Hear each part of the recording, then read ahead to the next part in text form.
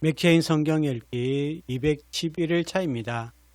성도 여러분, 사명을 잃는 가장 빠른 방법은 일을 멈추는 것이 아닙니다.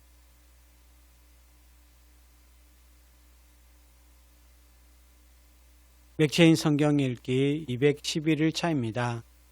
성도 여러분, 사명을 잃는 가장 빠른 방법은 일을 멈추는 것이 아닙니다.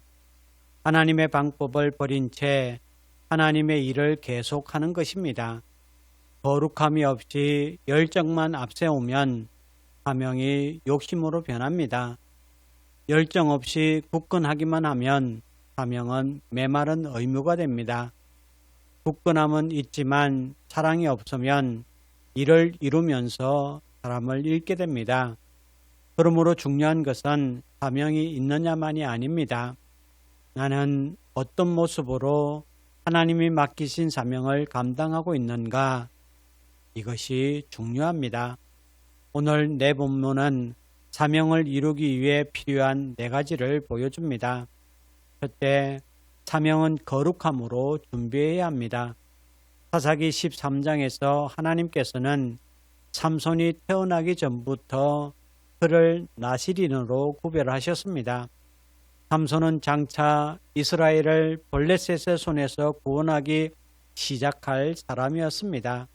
그런데 하나님께서는 먼저 삼손이 얼마나 강한 사람이 될 것인지, 얼마나 놀라운 일을 할 것인지부터 말씀하지 않으셨습니다.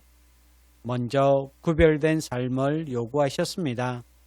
이것은 사명을 감당하는 사람에게 능력보다 거룩함이 먼저라는 뜻입니다. 우리는 하나님께 쓰임받기를 원합니다.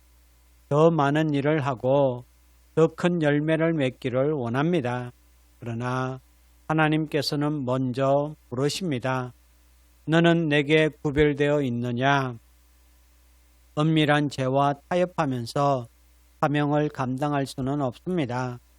둘째, 사명은 열정으로 감당해야 합니다. 사도행전 17장의 바울은 데살로니가에서 복음을 전했습니다. 반대가 일어나자 베레아로 갔고 다시 아덴으로 이동했습니다. 장소가 바뀌고 사람이 달라졌지만 바울의 사명은 멈추지 않았습니다. 유대인에게는 성경을 풀어 설명했고 아덴 사람들에게는 그들이 이해할 수 있는 언어로 창조주 하나님과 부활을 선포했습니다. 열정은 단순히 목소리를 높이는 것이 아닙니다.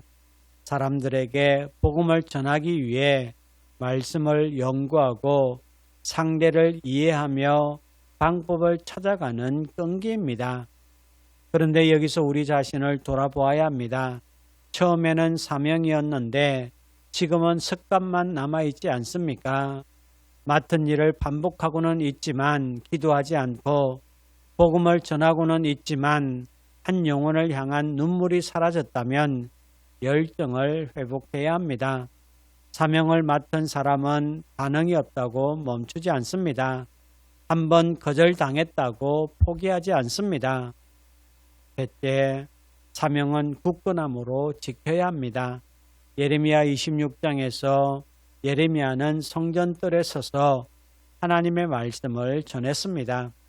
백성이 돌이키지 않으면 성전과 예루살렘이 심판을 받을 것이라는 말씀이었습니다. 그 말을 들은 제사장들과 거짓 선지자들과 백성은 예레미야를 붙잡아 죽여야 한다고 외쳤습니다. 그러나 예레미야는 물러서지 않았습니다. 자신을 살리기 위해 말씀을 줄이지 않았고 사람들이 듣기 좋아하는 내용으로 바꾸지 않았습니다. 굳건함은 두려움이 없는 것이 아닙니다. 두려움보다 하나님께 받은 말씀을 더 크게 붙드는 것입니다. 사명을 감당하다 보면 오해받을 수 있습니다. 좋은 뜻으로 한 일이 비난받을 수도 있습니다. 그때 사람의 반응에 따라 사명을 바꾸지 마십시오. 사람을 두려워해 말씀을 약하게 만들지 마십시오. 하나님께서 맡기셨다면 끝까지 지켜야 합니다. 마지막으로 사명은 사랑으로 이루어야 합니다. 마가복음 15장에서 예수님은 가장 큰 계명이 무엇인지 묻는 질문에 대답하셨습니다.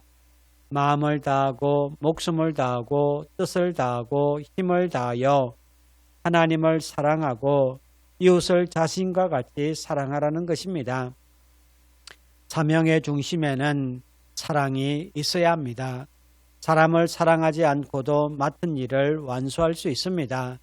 그러나 사랑이 없다면 일을 끝냈을지는 몰라도 하나님의 사명을 이룬 것은 아닙니다. 사람을 변화시키려다 상처만 남길 수 있고 옳은 말을 하면서도 한 영혼을 잃을 수 있습니다. 사랑하는 성도 여러분, 거룩함으로 자신을 준비하십시오. 열정으로 복음을 전하십시오. 반대 앞에서도 굳건히 서십시오. 그러나 모든 것을 사랑으로 행하십시오. 거룩함 없는 열정은 위험합니다. 열정 없는 굳건함은 메마릅니다. 사랑 없는 사명은 사람을 상하게 합니다. 하나님께서 맡기신 사명을 하나님의 성품을 닮은 모습으로 끝까지 감당하는 성도 여러분 되시기를 주님의 이름으로 축원합니다. 이제 오늘의 성경을 함께 읽겠습니다.